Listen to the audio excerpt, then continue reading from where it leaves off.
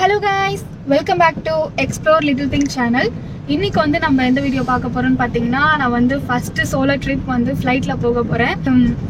இதுக்கு முன்னாடி வந்துட்டு நான் ஃளைட்ல போயிருக்கேன் 2 முறை. ஆனா அது வந்து மிதுன் கூட போனேன். இப்போதான் ஃபர்ஸ்ட் டைம் நானா போக போறேன். மிதுன் வந்து டிராப் பண்ண வராங்க. டிராப் பண்ணிட்டு போயிடுவாங்க. அப்புறம் பெங்களூர்ல போயிட்டு என் தம்பி வந்து பிக்கப் பண்ணிப்பான்.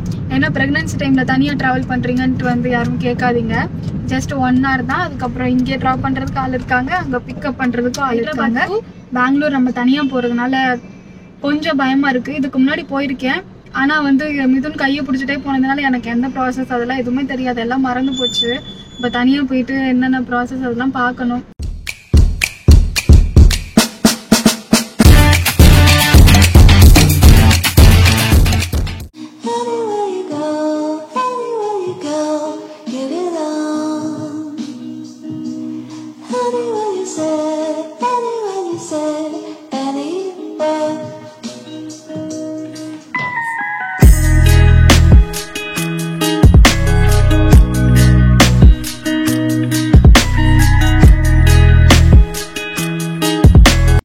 மிதுனை தனியா விட்டுட்டு போறதுனால கொஞ்சம் சேட் ஃபீலிங்கா இருந்தது. 2-3 டேஸ்ல திரும்ப வந்துடுவேன், ஆனாலும் ஒரு மாதிரி மிஸ்ஸிங் ஃபீலிங்கா இருந்தது. அதுக்குதான் என்னோட முகம் அப்படி இருக்கு.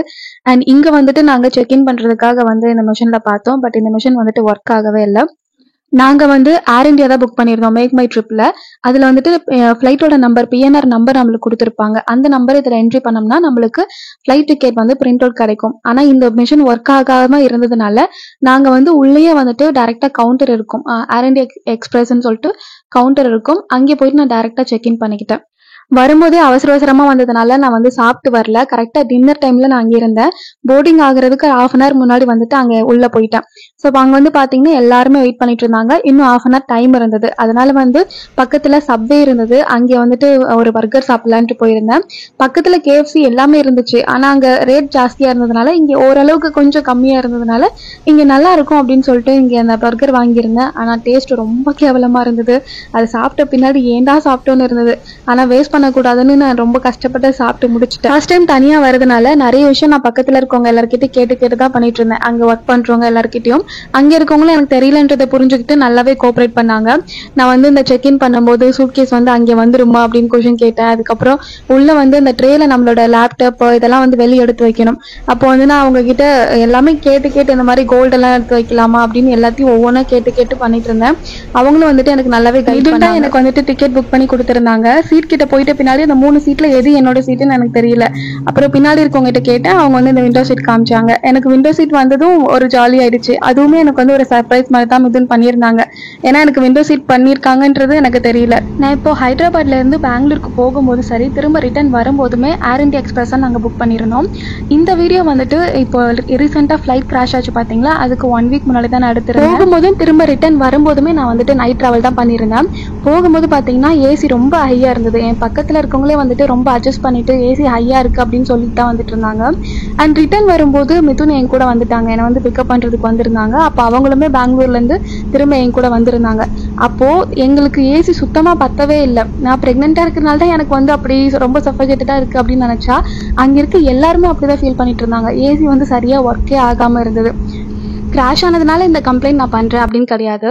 எனக்கு ரியலாவே வந்துட்டு அந்த ஃபீல் தான் அங்க இருந்தது.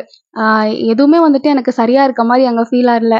இந்த கார்ல போகும்போதெல்லாம் ஒரு மாதிரி சஃபகேட்டடா இருக்கும் இல்லையா, அந்த மாதிரி தான் வந்துட்டு நான் ஃபீல் பண்ணேன். போகும்போது ஓகேவா இருந்தது. ரிட்டர்ன் வரும்போது எனக்கு ஏர் இந்தியா எக்ஸ்பிரஸ்ல அந்த மாதிரி ஒரு ஃபீல் தான் இருந்துச்சு. மற்றபடி நான் வந்து இந்த டிராவலை நல்லாவே என்ஜாய் பண்ணேன். அதுவும் விண்டோ சீட்டை கிடைச்சதுனால இன்னுமே நிறைய என்ஜாய் பண்ணேன். வீடியோ நிறைய எடுத்து வச்சுட்டு இருந்தேன். நம்ம தளபதி விஜய் சொன்ன மாதிரி அடுத்த நொடி நிச்சயம் இல்லாத வாழ்க்கைங்க. இந்த நிமிஷத்தை நம்ம என்ஜாய் பண்ணிட்டு போயிட்டே இருக்க வேண்டியதான். யாருக்கு என்ன ஆகும்னு யாராலையுமே எதிர்பார்த்து சொல்ல முடியாது. அப்பப்போ என்னென்ன நடக்குமோ அது நடந்தே தீரும். ஸோ இருக்கிற டைமை நம்ம என்ஜாய் பண்ணிட்டு போக வேண்டியதான். அண்ட் எனக்கு இந்த ட்ரிப் ரொம்ப ஸ்பெஷலான ட்ரிப் தான். ஏன்னா ஆஃப்டர் ப்ரெக்னன்சி நான் பண்ணுற ஃபர்ஸ்ட் சோலோ ட்ரிப் இது தான். அண்ட் பேபிக்கும் இதுதான் ஃபர்ஸ்ட் ட்ரிப். ஸோ அவங்க பிறந்த பின்னாடி இந்த வீடியோவை நான் உங்களுக்கு போட்டு காமிப்பேன்.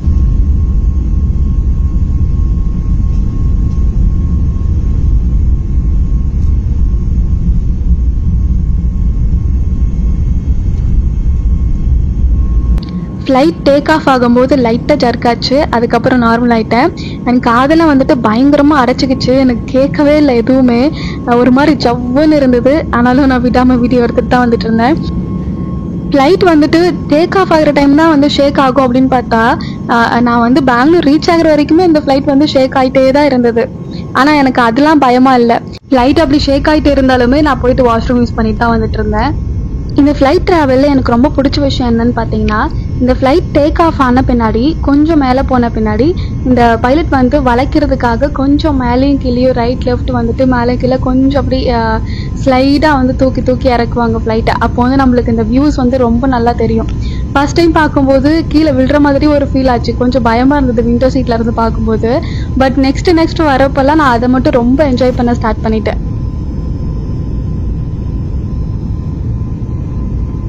பாதி வீடியோ எடுத்துகிட்டு இருக்கும்போது நோட் பண்ணேன், என்னோட மொபைலில் சார்ஜ் வந்து 5% வந்துருச்சு. நான் வந்து பவர் பேங்க் கொண்டு வந்திருந்தேன், சார்ஜரும் டேட்டா கேபிளும் கொண்டு வர மறந்துட்டேன்.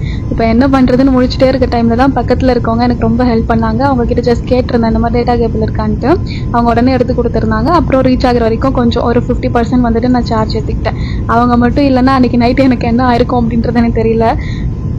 என்ன நான் ரீச் ஆனதும் என் தம்பிக்கு இன்ஃபர்மேஷன் கொடுக்கணும், அவன் எங்கே இருக்கான்னு பார்க்கணும்.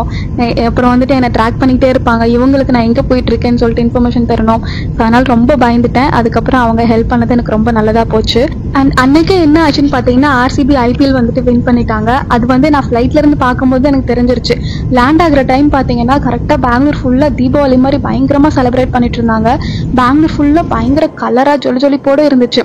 அப்போயே நான் கண்டுபிடிச்சிட்டு ஓகே ஆர்சிபி வின் ஆச்சு அப்படின்ட்டு. இப்போ வீட்டுக்கு போகிறது கொஞ்சம் பாடாக தான் இருக்கும். ஏன்னா வந்துட்டு ரோட்டில் ஃபுல்லாக பயங்கரமாக செலிப்ரேட் பண்ணிட்டு இருப்பாங்க. எப்படி போக போகிறோம்னு நினச்சிட்டே வந்துட்டு இருந்தேன். ஃப்ளைட்ல இருந்து பெங்களூர் அப்படி பார்க்குறது பயங்கர கலர்ஃபுல்லாக சூப்பராக இருந்தது. ஆனால் என்னால் என்னோட மொபைலில் இருந்து வீடியோ எடுக்க முடியல, சார்ஜ் இல்லைன்றதுனால. இது வந்து ஒரு வேறு வீடியோ உங்களோட ரெஃபரன்ஸ்க்காக நான் போட்டிருக்கேன். ஃப்ளைட்ல இருந்து பார்க்கும்போது இன்னும் கலர்ஃபுல்லாக சூப்பராக இருந்ததுங்க. நான் இது வந்து ரொம்ப என்ஜாய் பண்ணேன். A few moments later. அவ்வளோதாங்க. ஃப்ளைட் லேண்ட் ஆன பின்னாடி வெளியே வந்துட்டு என்னோட லக்கேஜை நான் எடுத்துக்கிட்டு வெளியே கேப் இருந்துச்சு, கேப் புக் பண்ணிவிட்டு எலக்ட்ரானிக் சிட்டி வரைக்கும் வந்துட்டேன். அங்கே வந்துட்டு என் தம்பி என்னை பிக்கப் பண்ணிட்டு வீட்டுக்கு கூட்டிகிட்டு போயிட்டான். ஸோ இந்த வீடியோ உங்களுக்கு பிடிச்சிருக்குன்னு நினைக்கிறேன். பிடிச்சிருந்தா மறக்காமல் லைக் பண்ணுங்கள், ஷேர் பண்ணுங்கள், கமெண்ட் பண்ணுங்கள். அண்ட் இன்னும் யாராவது சப்ஸ்கிரைப் பண்ணாமல் பார்த்துட்டு இருக்கீங்கன்னா மறக்காமல் சப்ஸ்கிரைப் பண்ணிடுங்க. Tata, bye by.